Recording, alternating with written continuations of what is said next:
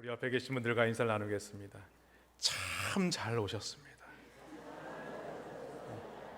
참을 좀 길게 다시 한번 반대편에 계신 분들에게 참 잘 오셨습니다.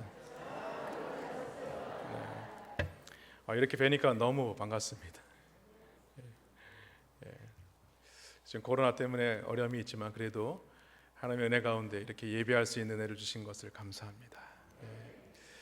우리가 기도의 자리나 예배의 자리에 놓치지 마시고 늘 하나님의 몸된 교회를 사모하는 마음으로 반드시 꼭 참여해 주시기 바랍니다. 오늘은 함께 지어져가는 교회는 표대를 향하여 달려가는 교회입니다 라는 말씀으로 함께 말씀을 나누겠습니다.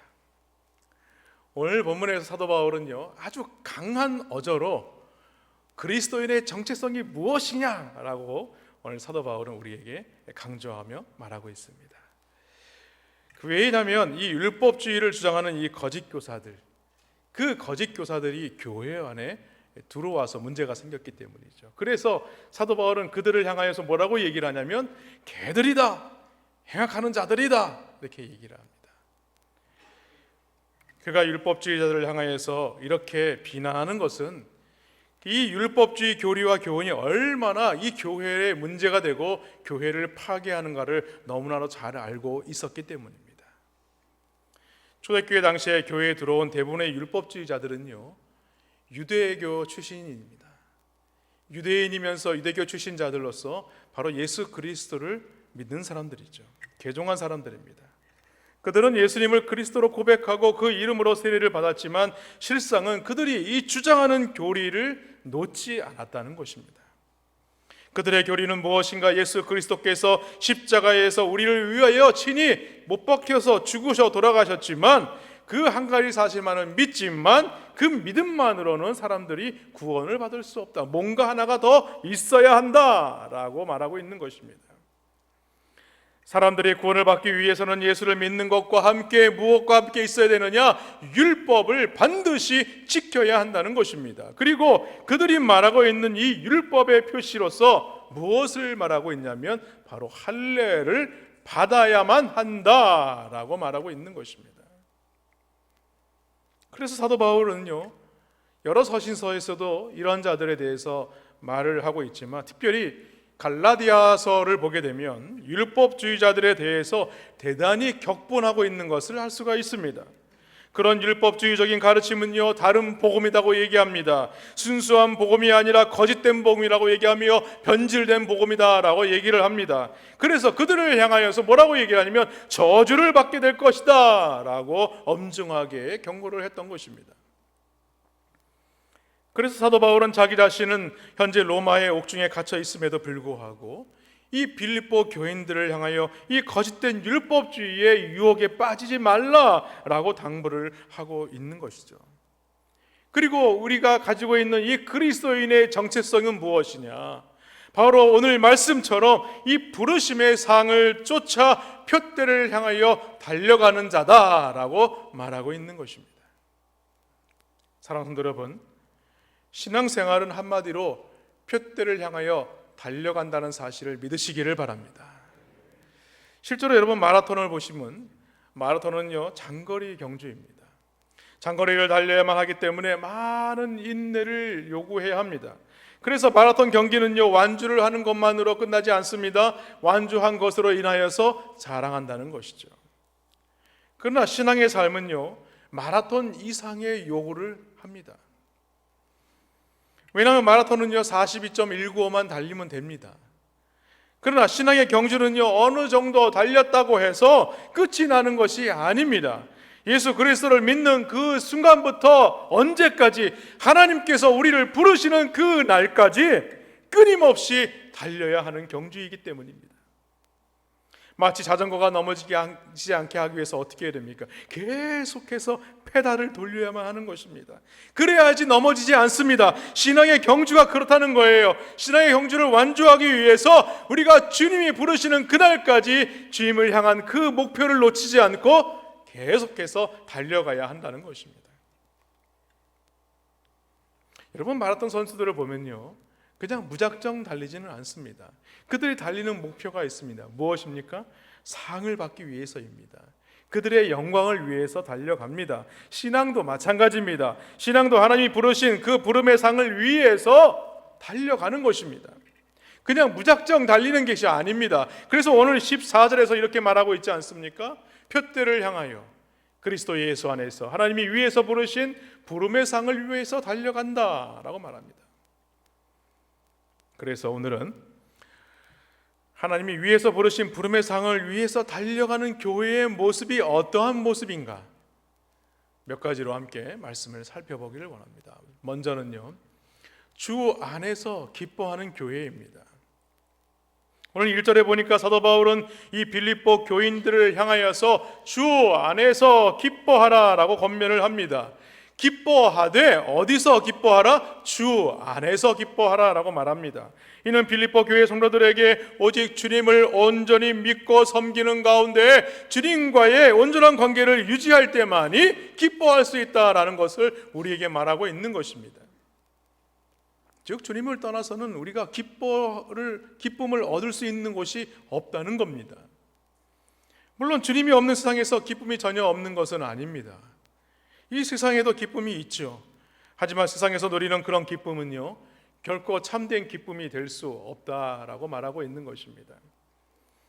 왜냐하면 세상의 기쁨은요, 상황이 변하거나 또 형편이 변하거나 기분의 여부에 따라서 쉽게 변하기 때문입니다. 여러분, 새 집에 이사하면요, 어느 정도는 참 기쁘고 즐겁습니다. 그러나 시간이 지나면요, 그런 기쁨도 사라지고 마는 것이죠. 새 차를 사도 그렇습니다.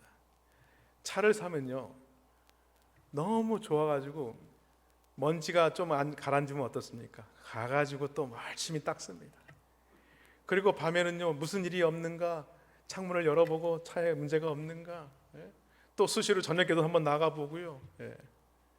그런데 시간이 지나면 어떻습니까? 먼지가 수북히 쌓여도 전혀 돌아보지 않습니다. 아, 먼지가 쌓였네, 그러고 만다는 거예요. 직장에서도 마찬가지죠. 승진을 하면요, 그때뿐이라는 겁니다. 기뻐하지만 시간이 지나면 그 기쁨도 이내 사라지고 마는 거예요. 또 직장에서 우리가 월급이 이렇게 오르잖아요. 그러면 기분이 되게 좋습니다만, 그러나 그것도 시간이 지나면 다 이내 사라지고 마는 것입니다. 그뿐만이 아닙니다. 우리는 살아가면서 많은 사람들과 비교하며 살아갑니다. 나는 이런 집에 사는데 저 사람은 저런 집에 사는구나. 만족함이 없는 거예요. 나는 이만큼 월급을 받는데 저 사람은 월급을 저만큼 받는구나 라고 만족하지 못한다는 거예요. 늘 이 세상에는요, 기쁨을 얻을 수 없는 그런 곳이라는 말씀이에요. 그러나 주님의 기쁨은 그렇지 않습니다. 무엇이 변하고 바뀐다고 할지라도 결코 사라지거나 변하지 않는 기쁨이라는 사실을 믿으시기를 바랍니다. 저는 7살 때 어머니 손을 잡고 시장에 가는 것을 참 되게 좋아했습니다. 왜냐하면 7살에 어디 나가서 놀기나 하겠습니까? 바로 집 앞에서만 아이들하고 노는 게 가장 큰 기쁨이겠죠. 그런데 어머니 손을 잡고 시장을 가는 거는요, 저에겐 너무나 큰 기쁨이었어요. 그 시장에 가면 볼거리가 너무 많습니다. 지금처럼 뭐 큰 대형마트가 그때는, 제가 어렸을 때는 있지 않았는데, 시장에 가면요, 다양한 것을 볼 수가 있습니다. 신기한 것들이 너무나 많아요. 7살 눈에는요, 너무나 다 신기한 것입니다. 그것을 구경하느라 정신이 팔리게 되죠. 그런데 너무 정신을 팔리다 보니까 그만 어머니의 손을 놓쳐버린 거예요. 근데 놓쳐버린 것으로 끝난 게 아니죠. 어머니가 옆에 없는 거예요. 여러분 생각해 보십시오. 7살 나이에 옆에 엄마가 없는 거예요. 저만 좀 그런가요? 엄마가 없는 거예요. 여러분 생각해 보십시오. 동네 시장이 있는 게 아닙니다. 가까이 있는 게 아니에요. 한참 걸어가야 됩니다. 한 30분 정도 걸어가야 되는 그 거리에 있는 그런 곳에 시장이 있는데, 그 시장이 좁기나 합니까? 아닙니다. 아주 큽니다.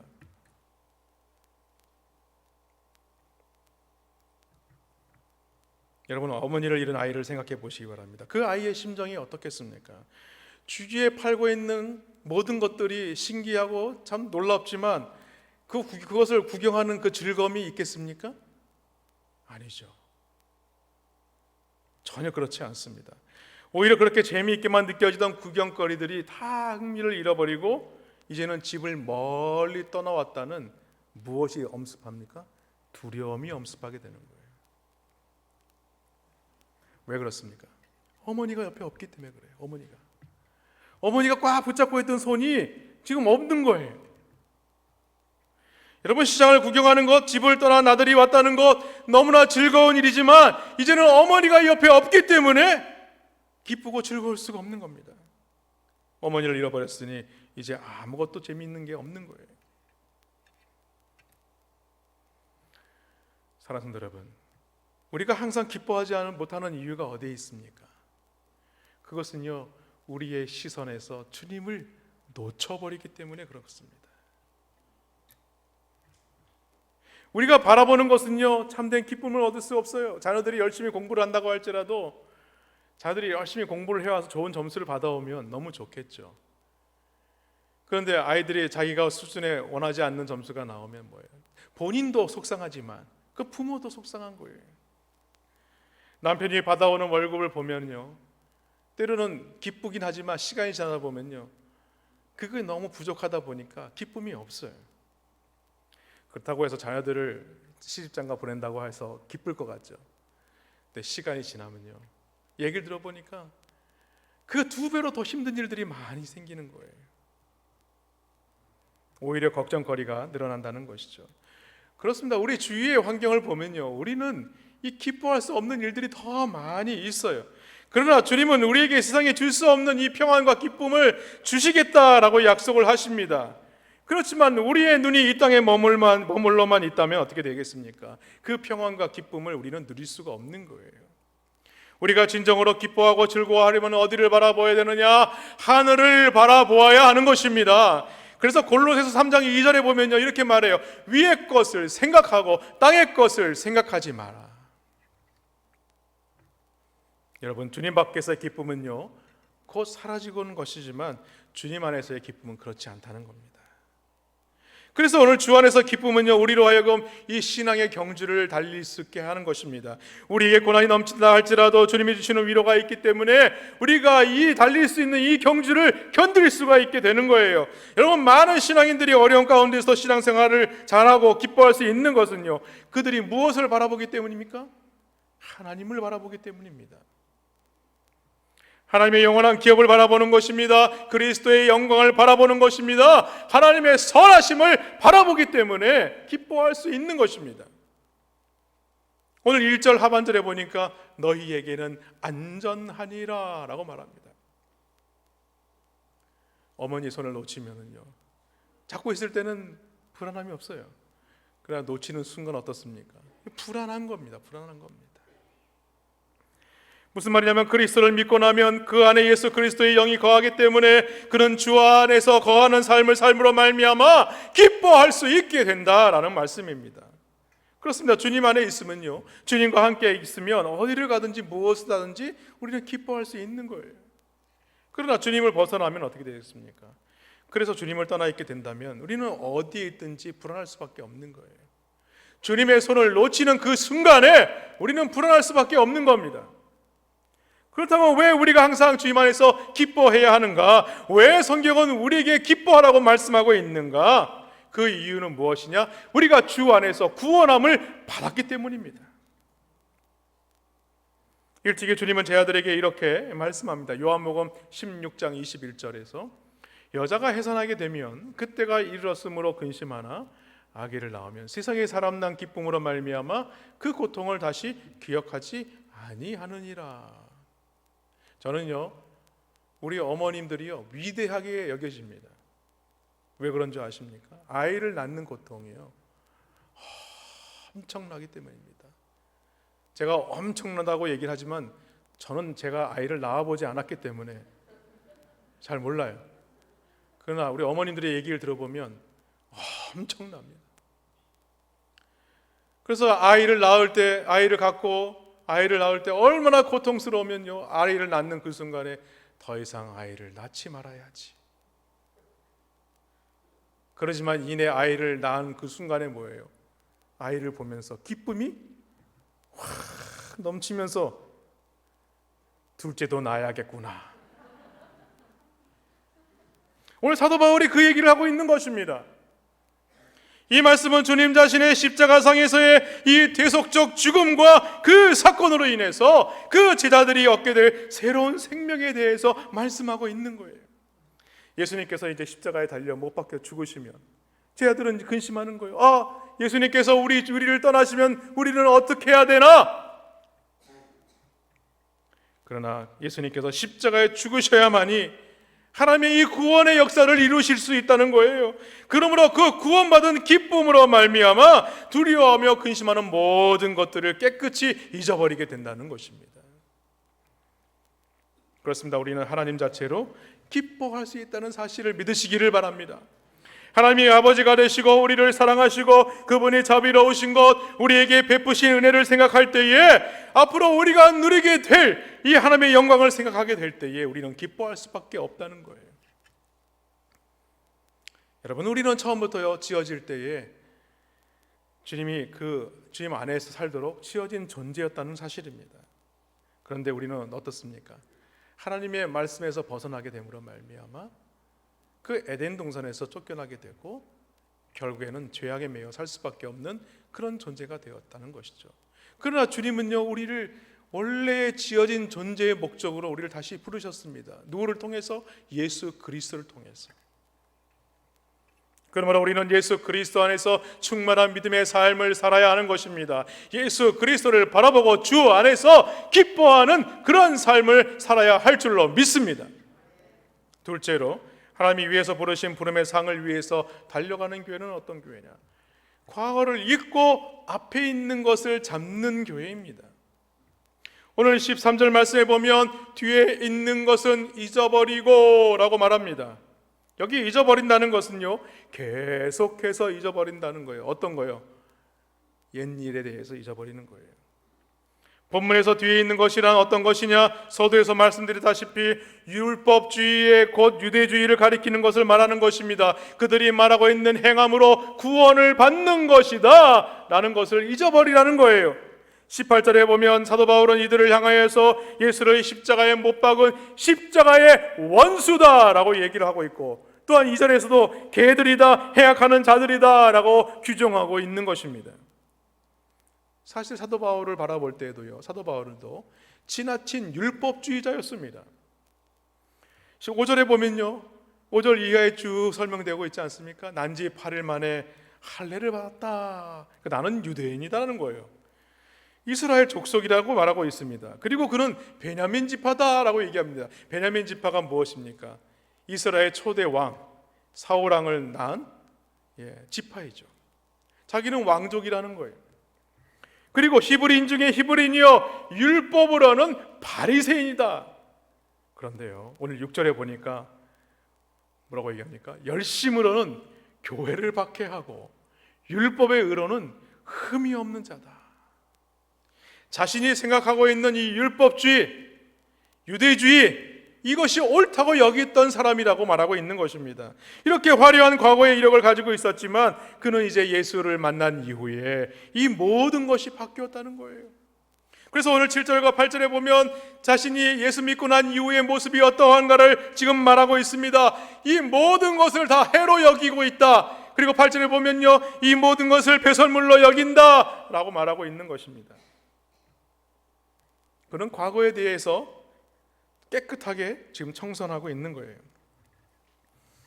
여러분, 출애굽한 이스라엘 백성들이 과거를 회상합니다. 애굽에 있을 때의 고기가마를 생각을 해요. 그 고기가마를 생각하다가 결국에는 가나안 진군에 실패하고 말게 됩니다. 결국 어떻게 됩니까? 40년 동안 광야에서 유리방황할 수밖에 없었다는 겁니다.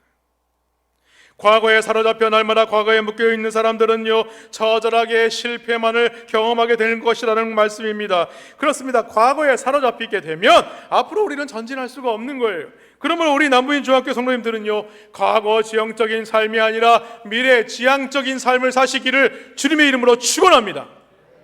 여러분, 지난날의 부끄러운 일들에 사로잡히는 게 된다면 어떻게 되겠습니까? 운동선수들이 보면요, 올림픽 나가는 선수들이 4년 동안 열심히 진짜 헌신해서 열심히 뼈 빠지게 이렇게 훈련을 했어요. 그런데 이제 올림픽이 되어서 나아갔는데 예선에도 못 올라갔다라고 생각을 해보십시오. 그리고 그 운동선수가 그 순간들을 늘 기억하면서 패배감에 빠져 있다고 된다면 어떻게 되겠습니까? 좌절하여서 힘을 잃을 수밖에 없는 거예요. 그래서 오늘 성경은요, 뒤의 것을 잊어버리라 라고 얘기를 하고 있는 것입니다. 그리고 오늘 13절에 보니까 뭐라고 얘기합니까? 앞에 있는 것을 잡아야 한다. 즉 사도 바울은요, 현실에 안주하지 말라 이 얘기입니다. 12절 상반절에 보니까 내가 이미 얻었다 함도 아니요 온전히 이루었다 함도 아니라 라고 얘기합니다. 사도 바울은요, 결코 이미 얻었거나 이루었다고 자만하지 않고 있는 거예요. 내가 예수 그리스도를 믿는 자들을 잡기 위해서 다메섹으로 가는 도중에 예수 그리스도를 만났지만, 그러나 이 모든 것을 통해서 예수 그리스도를 안다고 말하고 있지 않다는 겁니다. 무슨 얘기냐면 우리는 조금 은혜를 받은 것 가지고 하나님의 은혜를 다 받은 것으로 착각하며 살아가서는 안 된다라고 말하고 있는 거예요. 그것만 붙잡고 더 이상 앞으로 나아가지 못하는 그런 신앙생활을 해서는 안 된다는 것입니다. 예전에 은혜 받았던 일들을 늘 회상하면서 멈춰서 버린 그런 신앙생활을 해서는 안 된다는 거예요. 그래서 우리는 자주 얘기하는 게 있습니다. 왕년에라는 겁니다. 왕년에. 내가 예전에 참 기도할 때 진짜 성령의 은혜를 받았어요.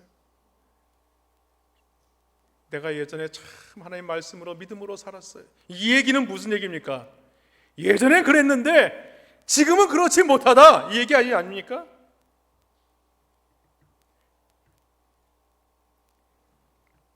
마치 깊고 창이란 물이 우리 앞에 있음에도 불구하고 여전히 얕은 물가에서 그것이 전부인 것처럼 착각하고 거기서 맴도는 어리석음에 빠져서는 안 된다라는 것을 우리에게 말하고 있는 것입니다. 여러분, 찬송가 302장 내 주 하나님 넓고 큰 은혜를, 거기 3절 가사에 보면요, 후렴에 많은 사람이 얕은 물가에서 저 큰 바다 가려다가 잘싹거리는 작은 파도 보고 마음이 졸여서 못 가네, 그런 가사가 나오죠.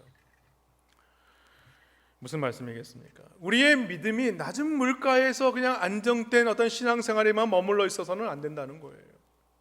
저 파도가 치는 저 깊은 물가에 가서, 깊은 곳에 가서 주의 말씀에 순종하여서 그곳에서 그물을 내릴 때에 우리는 놀라운 축복을 받을 수 있게 된다라는 것을 말씀하고 있는 것입니다. 사도 바울은 자신의 모습을 경주자의 모습으로 지금 표현하면서 경주자가 자신의 현재 기록에 만족해서는 안 된다라고 말하고 있는 거예요. 그렇게 된다면 더 이상 발전할 수 없다는 겁니다. 여러분, 각종 기록 경기를 하는 운동선수들을 보면요, 그들은 0.01초를 위해서 얼마나 열심히 훈련하는지 모릅니다. 거기에는 피나는 훈련이 있어야 한다는 거예요. 그래서 사도 바울은 이 사실을 너무나도 잘 알았기 때문에 오늘 우리에게 말하고 있는 거예요. 표대를 향하여 달려가야 된다. 표대를 향하여 가자, 이게 아니고 달려가야 된다라고 말합니다. 우리는 신앙생활 할 때 이런 생각을 많이 가집니다. 이 정도면 됐지 뭘 더 해. 아이고, 내가 신앙생활을 내가 뭐 광신자도 아니고. 응? 여러분, 우리는 하나님이 예배하신 모든 축복을 상실할 수밖에 없게 됩니다. 그런 생각을 가지게 되면요. 왜냐하면 우리 생각에 이 정도면 됐지라고 생각하면요, 하나님도 마찬가지예요. 그래, 너는 그 정도면 됐어 라고 말한다는 거예요. 아닙니다. 하나님, 나에게 주시는 이 축복은요, 이 정도로 멈출 수가 없습니다. 하나님이 주신 축복은요, 그 이상입니다. 우리의 신앙이 그렇게 경주하는 자가 되어야 하는 거예요. 아직도 멀었다는 생각을 가지고 열심히 달려가야 하는 것입니다. 이와 같이 표대를 향하여 나아가기 위해서는요, 과거를 잊는 것과 함께 현실에 안주하지 않아야 하는 것입니다. 마태복음 17장에 보면요, 변화산 사건이 나옵니다. 거기 보면 예수님이 제 아들과 함께 그 변화산에 올라가는데 거기서 누구를 만납니까? 모세와 엘리야를 만나죠. 그러면서 그들과 더불어 말씀하시는 신비로운 광경을 제 아들이 보게 됩니다. 얼마나 놀라웠겠습니까? 성경의 말씀으로만 듣던 그 엘리야와 모세를 얼굴 보고 또 어떻게 알아봤는지도 몰라요. 사진도 없었을 텐데. 근데 성령이 알게 하셨겠죠. 그런데 그 중에 성질이 급한 베드로가 주님께 이런 제의를 합니다. 주님께서 원하시면 이곳에 초막 셋을 짓겠습니다. 여러분, 우리가 신비한 것에 매여 있으면 안 됩니다. 오늘 예수 그리스도께서 제자를 부르신 이유가 어디에 있습니까? 이 땅에 죽어가는 많은 영혼들을 구원하시기 위함입니다. 그들에게 생명의 말씀을 증거하기 위함이라는 거예요. 그럼에도 불구하고 그들은 그 신비한 체험을 통해서 그곳에서 안주하려고 하고 있는 거예요. 아, 이것이 너무 좋구나. 그때 구름 속에서 이런 말이 들리죠. 너희는 저의 말을 들으라, 예수의 말을 들으라 라고 말하고 있는 거예요. 그래서야 그들이 산에서 아래로 내려올 수 있었다는 거예요. 여러분, 신비한 은혜 체험을 했다고 해서 그 속에서 우리는 계속해서 안주해서는 안 되는 것입니다. 오히려 하나님의 나라와 의를 위해서 사역할 수 있도록 삶의 현장 속으로 들어가서 우리의 사명을 찾아야 하는 것입니다. 그러므로 우리는 늘 신앙생활할 때에 조심해야 되는 것이 있습니다. 고린도전서 10장 12절 말씀, 그런즉 선줄로 생각하는 자는 넘어질까 조심하라. 또한 누가복음 16장에 보면요, 이 부자와 나사로에 관한 이야기가 나옵니다. 여기 보면요, 한 부자와 나사로, 거지 나사로에 대한 이야기가 나오는데, 이 부자는요, 내세에 대해서 관심이 없습니다. 죽고 난 이후에 내가 어떻게 될 것인가를 전혀 생각하지 않고 있다는 거예요. 현실에만 안주하며 향락에 빠져 살다가 종국에는 어떻게 되느냐? 비극적인 인생을 맞이할 수밖에 없다는 거예요. 그러나 오늘 사도 바울은요, 다메섹 도상에서 그리스도에게 잡힌 바 된 후에 자기를 잡으신 이 주의 뜻을 이루기 위해서 지금 계속해서 달려가겠다라고 말하고 있습니다. 그래서 오늘 그가 고백하지 않습니까? 나는 아직 내가 잡은 줄로 여기지 아니하고. 우리의 신앙생활이 아직 잡힌 것이 아니라는 거예요. 그와 같이 우리 성도들도 완전한 신앙을 위해서 수고하며 애써야 하는 것입니다. 그러므로 우리는 어떻게 신앙생활을 해야 되느냐? 우리 지난주에 말씀을 보았죠. 빌립보서 2장 12절 말씀이죠. 그러므로 나의 사랑하는 자들아, 너희가 나 있을 때뿐만 아니라 더욱 지금 나 없을 때에도 항상 복종하여 두렵고 떨림으로 너희 구원을 이루라. 이 구원에 대해서 말씀을 드리면서 제가 성화를 말씀을 드렸습니다. 이 얘기는 뭐냐면 현재적인 우리의 삶에서 끊임없이 거룩한 삶을 이어가는 삶을 살아야 된다라고 말씀을 드렸습니다. 그렇습니다. 우리는 아직 구원의 과정에 있다는 거예요. 완전한 구원을 이루기 위해서 이 세상에서 삶이 끝나는 그날까지 끊임없이 달려가는 그런 신앙인이 되어야 할 줄로 믿습니다. 마지막으로 하나님이 위해서 부르신 부름의 상을 위해서 달려가는 교회의 모습은 어떠냐? 표대를 향해서 달려가는 교회입니다. 12절 하반절에 보면 오직 내가 그리스도 예수께 잡힌 바 된 그것을 잡으려고 달려가노라 라고 말씀합니다. 여기서 잡는다란 말은 계속되는 동작을 말합니다. 여러분, 경기장에서 육상 선수가 절대로 뒤를 돌아보지 않습니다. 자기에게 주어진 그 목표물을 향하여서, 그 골을 향하여서 열심히 힘을 다하여 달리는 것입니다. 우리 그리스도인들도 마찬가지예요. 그리스도를 알기 위해서 최선을 다하여 집중하는 것이 바로 오늘 잡는다라는 표현입니다. 그래서 사도 바울은 잡힌 바 된 그것을 잡으려고 달려간다라고 말하고 있는 거예요. 이 잡힌 바 된다, 이 말은요, 사도행전 이 9장의 내용을 반영한 말씀입니다. 그는요, 다메섹에서 예수 그리스도를 믿는 자들을 잡기 위해 가고 있는 중이었습니다만 그것에서 바로 예수 그리스도를 만나게 된 거죠. 그것에서 땅에 거꾸러지고 말게 됩니다. 그리고 그가 알게 된 것은 바로 예수 그리스도, 십자가에 죽으신 예수 그리스도가 참 하나님의 아들이 아니라 한 사람의 연약한 사람이다라고 생각을 했던 것이죠. 그러나 그곳에서 예수님을 만남으로 말미암아 예수님이 참 하나님의 아들이시구나 라는 것을 그제서야 깨닫게 되었다는 것입니다. 그리고 그것에 대해서 이제 내가 달려가야 할 방향에 대해서 올바로 알게 되었다는 것입니다. 그래서 오늘 14절 말씀에 표대를 향하여 그리스도 예수 안에서 하나님이 위에서 부르신 이 부름의 상을 위해서 달려간다라고 말하고 있는 거예요. 여러분, 표대라는 것은요, 결승점을 말하는 것입니다. 경주자가 이 결승점을 바라보고 달려가는 것을 말하는 것입니다. 달리기 선수가 오직 결승점의 테이프를 끊는 것을 눈에 그리면서 달려가는 것을 말하는 것입니다. 성도들도 이와 같이 믿음의 경주장에서 표대가 되시는 예수 그리스도를 향하여 예수 그리스도의 품에 안길 그때까지 믿음으로 끝까지 달려가는 것입니다. 오늘 사도 바울이 말하고자 하는 이 표대가 무엇입니까? 바로 예수 그리스도를 말하는 거예요. 그러므로 우리는 예수 그리스도께 시선을 고정해야 합니다. 그 시선을 고정하고 예수님만 바라보고 달려가야 하는 것입니다. 그리고 그 예수 그리스도, 우리의 표대가 되시는 예수 그리스도가 누구신가를 늘 알고 깨닫는 자가 되어야 하는 것입니다. 그분은 우리의 죄악을 없이 하기 위하여 친히 육신의 몸을 입고 이 땅에 오셔서 십자가에 죽기까지 우리를 사랑하신 하나님의 아들이심을 우리가 알아야 하는 것입니다. 그리고 십자가의 대속에 죽으심과 함께 사흘 만에 다시 부활하신 하나님의 아들이심을 우리가 믿어야 하는 것입니다. 뿐만 아니라 그분은 하늘 보좌 우편에 앉으셔서 우리를 위해서 간구하시는 하나님이시라는 것을 우리가 알아야 하는 것입니다. 또 뿐만 아니라 재림의 주가 되셔서 심판의 주로 오신다는 사실을 우리는 깨달아야 알아야 하는 것입니다. 우리는 이 땅을 사는 동안에 끊임없이 예수 그리스도를 알아야 합니다. 그렇습니다. 고린도서 9장 24절에 보니까 운동장에서 다름질하는 자들이 다 달릴지라도 오직 상을 받는 사람은 한 사람인 줄을 너희가 알지 못하느냐. 너희도 상을 받도록 이와 같이 다름질하라 라고 말합니다. 여러분, 한눈을 팔 시간이 없다는 거예요. 이것저것 다 살펴보면서 상을 받을 수 없다는 것입니다. 목표를 정해놨다면 최선을 다해서 달려가는 사람이 되어야 한다는 거예요. 그러므로 히브리서 12장 2절 하반 상반절에 보면 믿음의 주여 온전케 하시는 이인 예수를 바라보자 라고 말하고 있는 것입니다. 여기에는요 부름의 상이 있다라고 말하고 있어요. 그래서 사도 바울은요 디모데후서 4장 8절에서 이렇게 말합니다.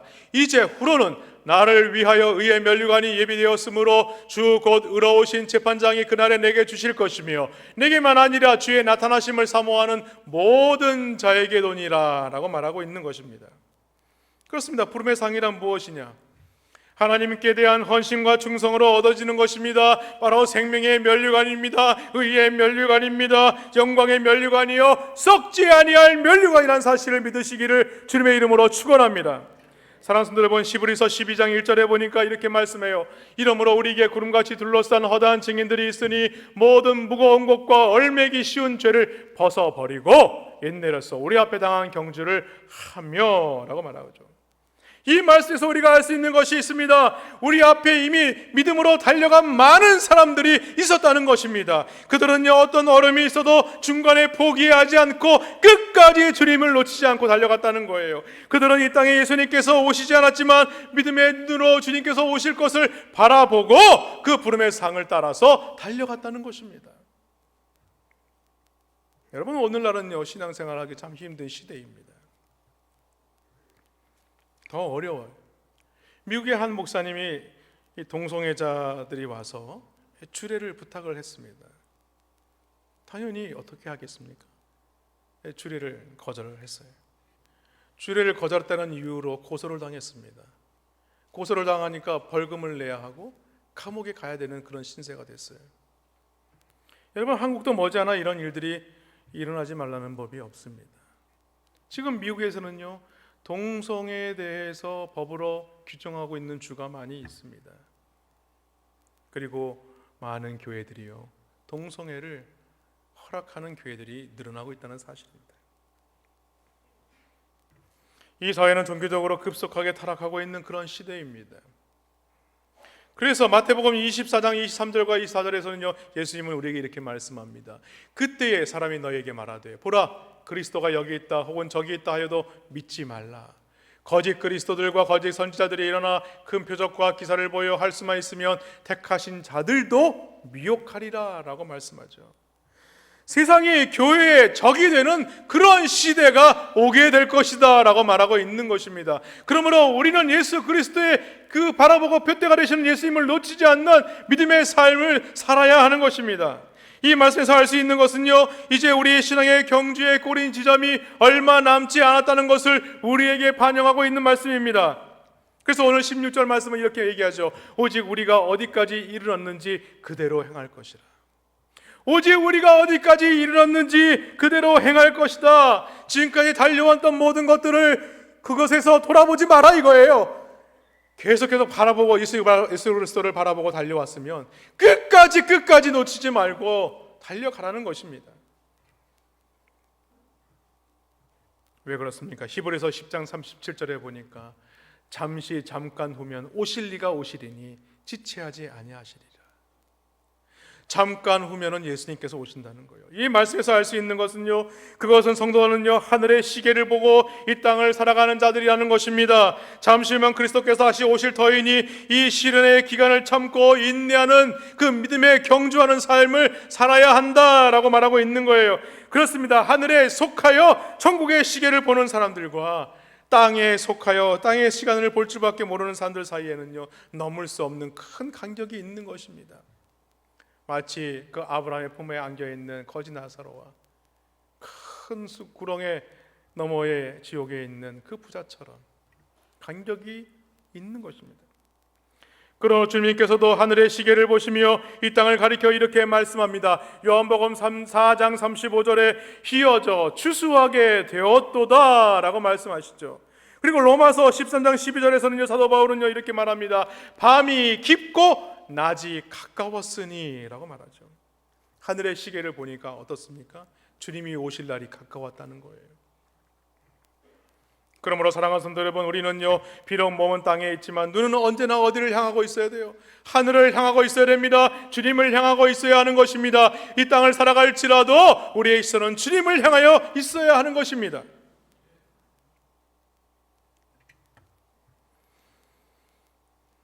아무쪼록 우리 주님 안에서 신앙의 경주를 계속해서 달려가는 우리 남부인 중앙교회 모든 성도님들이 되시길 바랍니다. 이 믿음의 경주를 인내함으로 달려가시기를 주님의 이름으로 간절히 축원합니다.